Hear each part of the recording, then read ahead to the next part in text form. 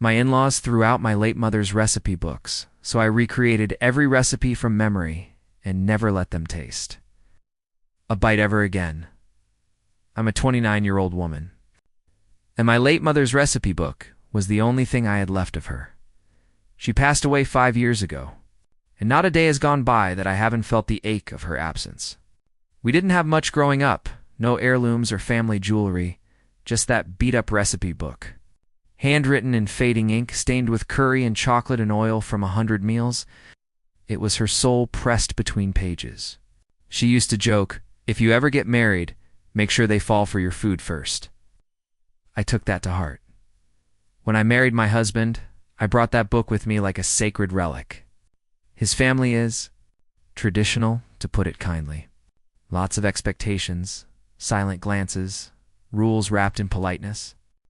I thought maybe food could be my bridge, a way to honor my mom and show them who I was. At first, it worked. I cooked one of my mom's dishes for Sunday dinner, her spiced lamb stew with cardamom rice.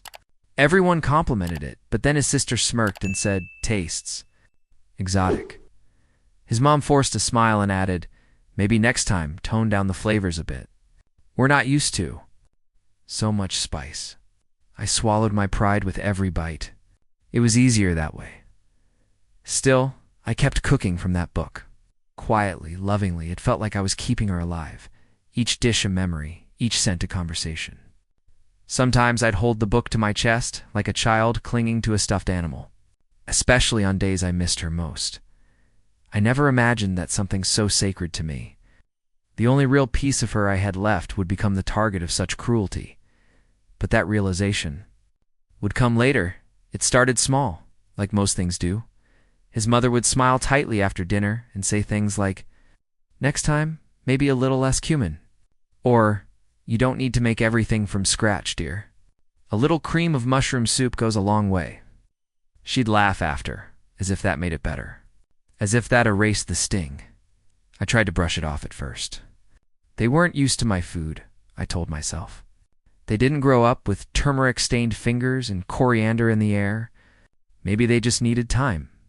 But the comments didn't stop. They evolved. She made that again? I overheard his sister whisper to her husband one evening, "It all tastes the same." The next week, she brought her infamous cheesy chicken bake, a bland, soupy mess of canned soup and boiled chicken. Everyone raved like it was a 5-star meal. My husband nodded along, mouth full, saying, "Classic, just like Mom used to make." That night I pulled him aside. I told him how I felt, how I was trying to honor my mother, how their comments chipped away at me. He sighed. "Babe, just go with the flow. Don't make it a thing. Don't make it a thing. Like it wasn't already becoming a thing. Like I wasn't already compromising everything." I started reducing the spices, skipping ingredients I couldn't pronounce for their benefit. The food still looked like mine, but it didn't taste like home anymore. It didn't taste like her. And with every dish I diluted, a part of me went quiet. Like a soft light dimming in a house that used to feel like mine. I didn't realize it yet. But I was slowly being erased, not just from the kitchen, but from my own identity, when my mother-in-law announced that I'd be hosting the next family dinner. She said it like she was doing me a favor. "It'll be good practice," she chirped. "A chance to show everyone how well you've adjusted." The word landed heavy, like a polite threat wrapped in sugar. The next morning, she arrived with a handwritten menu, and spread it across the counter like a decree. Roast chicken, mashed potatoes, green beans with butter. Safe, pale, flavorless. "Everyone loves simple food," she said with a tight smile. I hesitated. Could I maybe add one of my mom's dishes? Just something small, her lentil pilaf, maybe? She paused, lips curling. "Oh, honey, let's not turn this into an ethnic experiment. We want everyone to actually enjoy their meal." She laughed. The kind of laugh that tells you she knows exactly what she said and exactly how much it hurts. My husband was standing right there. I looked at him, waiting for him to say something. Anything. But he just rubbed the back of his neck and muttered, "Mom's just trying to keep it simple. Don't take it personally. Don't take it personally." That phrase had become the anthem of my marriage. I cooked what she told me to cook. I followed her instructions to the letter, feeling more like a guest than a wife, more like a maid than a daughter-in-law. Every corner of that kitchen, every pot, every drawer, suddenly felt foreign, like I was intruding in someone else's home that night. When the guests left and the house was quiet again, I sat at the kitchen table holding my mother's recipe book. My fingers traced her faded handwriting, the grease stains, the doodles she used to make in the margins, for the first time since she died. I cried not from grief, but from the hollow ache of realizing I was surrounded by people, yet completely alone. It was a Thursday morning, quiet, ordinary, cruel in hindsight. I'd planned to try one of Mom's recipes that night, something simple, comforting. When I reached for the drawer where I always kept her book, it wasn't there. I checked the counter, the shelves, the pantry, nothing. My hands started shaking as I tore through the kitchen. Where is it? I muttered to myself, louder each time. Cabinets slammed, drawers rattled, my breath quickened. By the time my mother-in-law appeared in the doorway, I was on the floor, surrounded by half-open cupboards. She raised an eyebrow. "What's all this noise?" "My recipe book," I said, my voice breaking. "The one with my mom's handwriting. Have you seen it?" Her expression didn't change. She folded her arms, calm as stone. "Oh, that. I thought it was just some old notebook cluttering the counter. I tidied up yesterday. The air left my lungs." "What do you mean, tidied up?" "I threw it out," she said simply. "You really shouldn't leave things lying around." The world went silent. I could hear my pulse pounding in my ears, the faint hum of the refrigerator, the clock ticking on the wall. Everything except her voice, which felt like a blade twisting in my chest. I didn't even put on shoes. I sprinted outside to the trash bins, ripped open the lids, tore through the black bags with my bare hands. Banana peels, paper towels, coffee grounds, no book. Then it hit me. Yesterday had been trash day. I sank to my knees on the cold pavement, my hands filthy, shaking. I screamed until my throat burned, but no one came. From the kitchen window, I saw her silhouette sipping coffee, unmoved, watching me like someone observing a tantrum in that moment. Something inside me broke, not just my heart, but the fragile illusion that I still belonged in that house. I didn't get out of bed for 3 days. It felt like I'd buried her all over again, except this time, no one sent flowers, no one brought casseroles, and no one cared.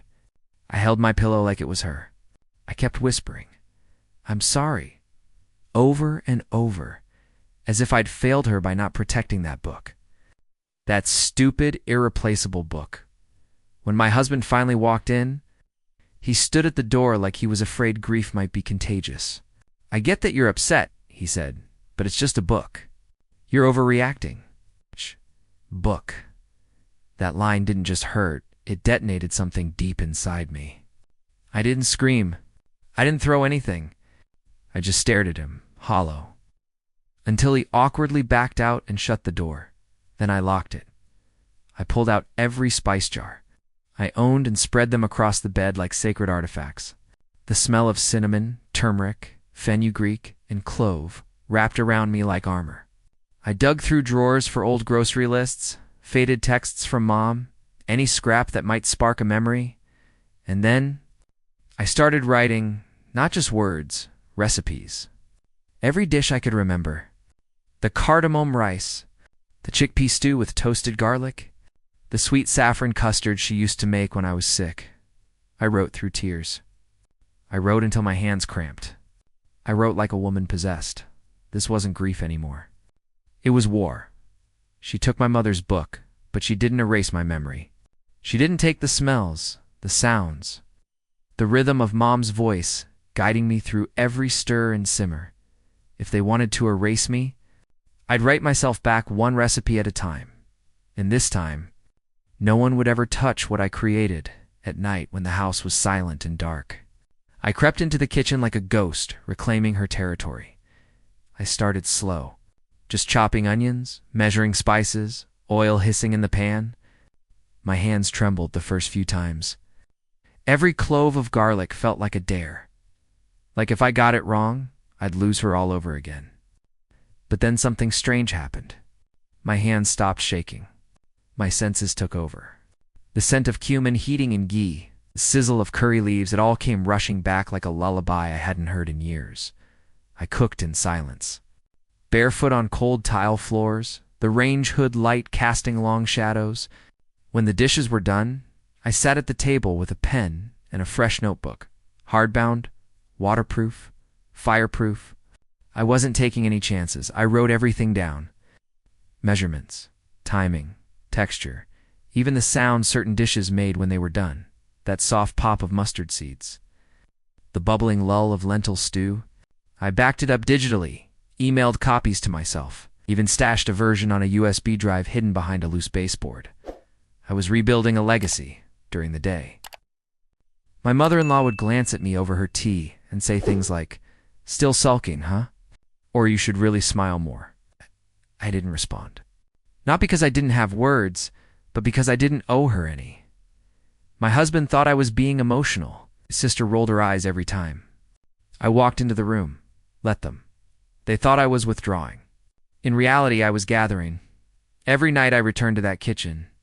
It became less of a battlefield and more of a sanctuary. They had no idea.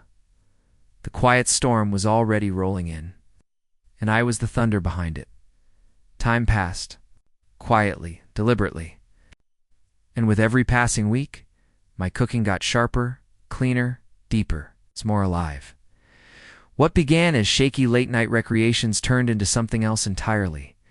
I wasn't just remembering my mother's recipes anymore. I was perfecting them, adding my own touches. A twist of citrus here, a slower simmer there. The food still whispered her name, but now it carried mine too. At work, I brought leftovers once, just once. Coconut lentils with fried shallots and garlic chili oil. Within an hour, people were hovering around my desk, asking what restaurant I ordered from. Wait, you made this? That night. One of my coworkers DM'd me, "You should start a food blog or something." Seriously, I'd follow in a heartbeat. No, I didn't sleep that night. Not from fear, from possibility. By morning, I had a name, a free website, and 2 posts scheduled. I kept everything anonymous. No face, no personal story, just the food. The photos were taken with my phone under the warm light of my secret kitchen sessions. I wrote each post like a letter to my mother. To my shock, people started sharing them, then cooking them, then tagging the blog on social media. A small vegan page reposted one of my recipes and it blew up. Hundreds of comments, thousands of views, all while my in-laws still believed I had given up on cooking. "You seem less intense lately," my mother-in-law observed one day, buttering a slice of her dry toast. I smiled politely. "I'm just focusing on myself." She nodded like she believed it. Good. Let her. Because every night I wasn't just making food. I was building a digital empire. One dish at a time. One memory at a time. And none of them had the slightest clue that the girl they tried to erase was becoming unforgettable. It happened over mashed potatoes, an awkward silence, like most of our family dinners. His sister was scrolling on her phone between bites and suddenly said, "There's this amazing food blogger I just found. The flavors. Insane. Actually kind of reminds me of your old cooking style." My fork froze midair. "What's the name?" I asked, too casually. She shrugged. "Something earthy. Botanical something? I'll send you the link." botanicalsoulkitchen.my blog, my words. My photos, my food. My pulse pounded in my ears, but I kept my face neutral. My mother-in-law looked up from her gravy-drenched roast and scoffed. I saw that account. Everything's so spicy and theatrical. All those colors? Honestly, it's trying too hard. Real food doesn't need that much drama. I stared at her across the table, hearing every insult wrapped in passive-aggressive elegance. She had no idea she was insulting me, and for the first time, I didn't feel small. I didn't feel erased, because my phone buzzed in my lap, and when I glanced at it, I nearly dropped it. Subject: feature request from Hearth Magazine. "We love your work and would be honored to highlight you in our next issue." I excused myself from the table, walked into the bathroom, locked the door, and cried, not out of grief this time, but something new, power. That night, I made my mother's signature lentil biryani, the one they said was too much, plated it beautifully, lit a candle, and took the photo in warm light. Then I posted it. No tags. No explanations. Just one caption. "This one's for you, Mom. They couldn't kill your flavor." The comments exploded. And just like that, my silent rebellion became something the world could taste. It didn't take long. Viral success has a way of pulling masks off. A week after the feature dropped, I walked into the living room to find my husband pacing with his phone in his hand, his face twisted in disbelief. "Your botanical soul kitchen? Snapped? You've been cooking behind our backs? Posting it online for strangers while we ate leftovers and frozen lasagna?" I didn't flinch. "You didn't want my food, remember? Your mom said it was too dramatic. You said it was just a book, so I rebuilt what you all threw away." He stared at me like I'd slapped him, made all this and didn't share it with us. I looked him dead in the eyes. "You threw my legacy in the trash. I rebuilt it, and I owe you nothing." Later that evening, his mother cornered me in the kitchen with a tight, rehearsed smile. "This was all a misunderstanding, sweetheart. I didn't realize how important that book was. I was just tidying up." I turned to her slowly. "You didn't tidy up. You destroyed something sacred and watched me dig through the trash for it." She laughed nervously. "Well, no use crying over spilled milk, right? I mean, we could help promote your blog. I have a friend in PR." I cut her off. "You will never touch my work." The air went cold. After that, the energy shifted in the house. His sister stopped speaking to me. His mother would enter a room and go silent if I was there. My husband became distant, sulking like a child denied dessert. But I wasn't shrinking this time. I started looking at studio apartments across town. It's quiet, clean. Mind. Because if I had rebuilt my mother's food from ashes, I could rebuild myself too. And this time, they wouldn't get a seat at the table. I moved out on a Tuesday. No big blow-up, no slamming doors, no dramatic goodbye. It's just me. 2 suitcases of clothes, a box of spices, and my notebooks, the only things that still felt like mine. The studio apartment I found was tiny. 1 window. 1 stove. 1 bed pressed against a wall that smelled faintly of old paint and new beginnings. My husband, soon-to-be ex, didn't fight, didn't plead, just stood in the doorway, arms crossed, and muttered, "Can you at least keep this whole thing quiet? It's embarrassing for the family." That was the last straw. I didn't yell, I didn't cry. I just walked past him like he was furniture. But I did cry that night once, on the floor. Surrounded by boxes that still smelled like cumin and cloves, I curled up and let every buried ache roll out of me, not just from losing the marriage, but from holding my voice in for so long. From shrinking myself for people who never deserved my light. From grieving the same woman, my mother, in 1,000 different ways. Then I woke up the next morning, opened my laptop, and checked my email. Subject, official offer cookbook deal. They wanted me. Not just my blog, not just my recipes. They wanted my story. I stared at that screen, then out the window at the sliver of sky above my new life, and whispered, "You were right, Mom. The food always speaks louder." I had lost everything. The house, the marriage, the illusion of being accepted. But somewhere in that loss, I found something fiercer than comfort. Freedom. And now every recipe I wrote was mine alone. No more permission. No more apologies. Just truth plated beautifully, 1 chapter at a time. The cookbook launched on a warm spring morning. It hit the bestseller list within a week. "A love letter in spices," one reviewer wrote. "Grief, you can taste. Resilience, you can serve." Bookstores held signings. Food bloggers raved. And then came the call. A national morning show wanted me for a live cooking segment. I wore a deep maroon wrap dress, the same shade as the hibiscus chutney Mom used to make in the summer. Backstage, my hands trembled for the first time in months, but not from fear. From pride, the host greeted me with bright lights and camera-ready teeth.